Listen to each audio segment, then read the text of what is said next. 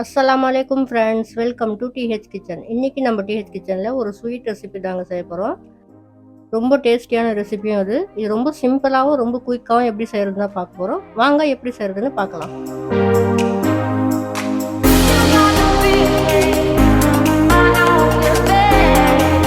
இந்த ரெசிபிக்கு வந்து ஒரு 5 பிரெட் எடுத்திருக்கேன். இது மாதிரி சின்ன சின்னதாக கட் பண்ணி எடுத்துருக்கேங்க. இப்போ நம்ம ஃப்ரை பண்ணிக்கலாம். ஏன்னா நல்லா சூடாக இருக்குது.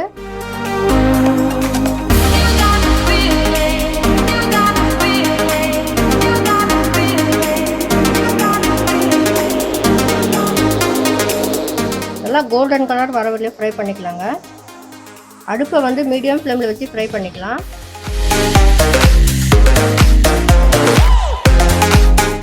பாருங்கள், நல்லா கோல்டன் கலராக வந்திருக்கு. இப்போ நம்ம எடுத்துடலாம்.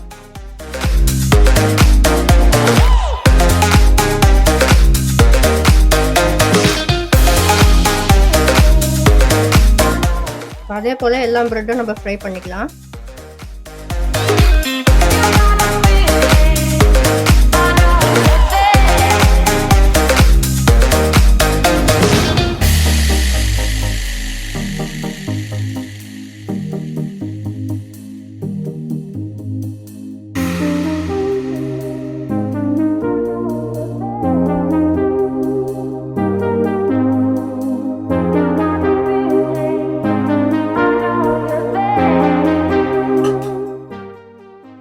பாருங்கள், நல்லா கோல்டன் கலராக நம்ம ஃப்ரை பண்ணி எடுத்துருக்கோம்.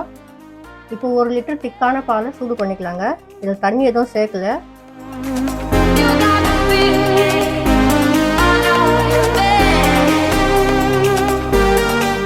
பால் வந்து பொங்கி வந்திருக்கு. இந்த பாலில் வந்து நம்ம ரபடி செய்ய போகிறோம். ரபடிக்கு வந்து எப்போவுமே பால் வந்து நிறைய தேவைப்படுங்க. ஏன்னா நல்லா சுண்டாக காய்ச்சி கொஞ்சம் டைமும் எடுக்கும். இப்போ குயிக்காக எப்படி செய்கிறதுன்னு பார்க்க போகிறோம். கம்மியான இது வந்து 1/2 லிட்டர் பாலில் கூட நம்ம செய்யலாம். அதுக்கு வந்து 2 டேபிள் ஸ்பூன் கோதுமை மாவு எடுத்துக்கலாம். 1 டேபிள் ஸ்பூன் வந்து கார்ன்ஃப்ளவர் மாவு, ஒரு 4 டேபிள் ஸ்பூன் பால் பவுடர் எடுத்துக்கலாம்.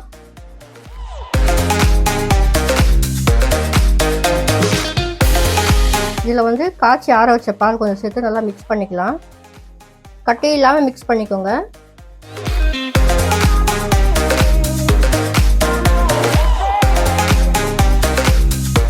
கட்டிலாம் மிக்ஸ் பண்ணியாச்சு.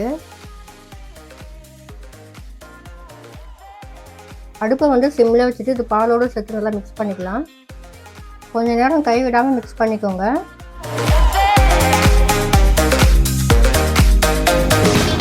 இப்போ அடுப்பை வந்து மீடியம் ஃப்ளேமில் மாற்றிக்கலாம்.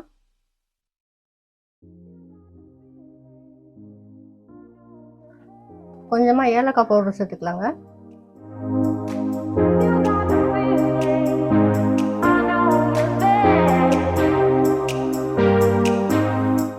குங்குமப்பூ வந்து ஏற்கனவே பாலில் மிக்ஸ் பண்ணி வச்சுருக்கேங்க. ஸோ அதையும் சேர்த்துக்கலாம்.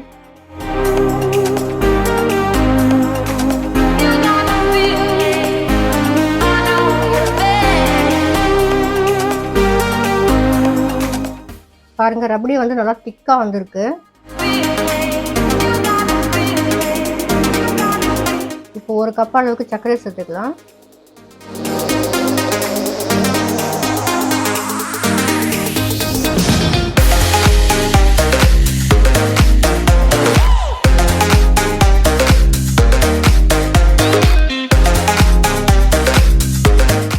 சர்க்கரை சேர்த்ததுக்கப்புறம் கொஞ்சம் நல்லா கொதி வரட்டும்.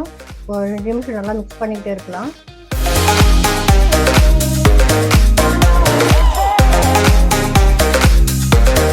நீங்கள் வந்து இது ஒரு 1/2 லிட்டர் பாலில் கூட செய்யலாம். 1/2 லிட்டர் பால் எடுத்திங்கனாக்கா ஒரு 3 ப்ரெட்டு போதும், கரெக்டாக இருக்கும். இந்த அளவுக்கு திக்காக இருந்தால் போதும். அப்போ தான் நம்ம ப்ரெட்டு சேர்க்கும்போது இன்னும் கொஞ்சம் ட்ரை ஆகிடும். கொஞ்சம் பிஸ்தாவை சேர்த்துக்கலாம். கொஞ்சமாக கட் பண்ண பாதாம்,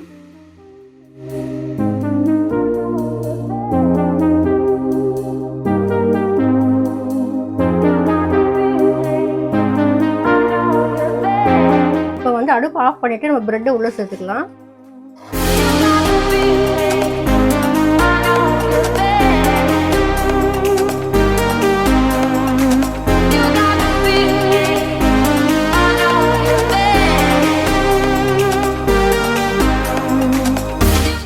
10 நிமிஷம் போல் அப்படியே இருக்கட்டும். கொஞ்ச நேரம் மூடி வச்சுக்கலாம். பாருங்கள் 10 நிமிஷம் ஆகிடுச்சு. இப்போ ஓப்பன் பண்ணிக்கலாம். பாருங்கள் பிரெட் ஸ்வீட் வந்து ரெடி ஆகிடுச்சு. இப்போ ஒரு பிளேட்டில் மாற்றிக்கலாம்.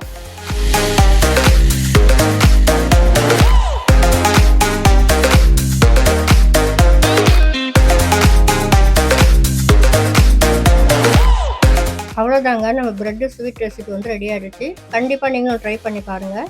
இந்த வீடியோ உங்களுக்கு பிடிச்சிருந்தா லைக் பண்ணுங்கள், உங்கள் ஃப்ரெண்ட்ஸ் அண்ட் ஃபேமிலி கூட ஷேர் பண்ணுங்கள். இதுவரை நம்ம சேனலுக்கு சப்ஸ்கிரைப் பண்ணாதவங்க மறக்காமல் சப்ஸ்கிரைப் பண்ணிக்கோங்க. பக்கத்தில் இருக்கிற பெல் பட்டனை கிளிக் பண்ணிக்கோங்க. பாய் ஃப்ரெண்ட்ஸ், அடுத்த வீடியோவில் சந்திக்கலாம்.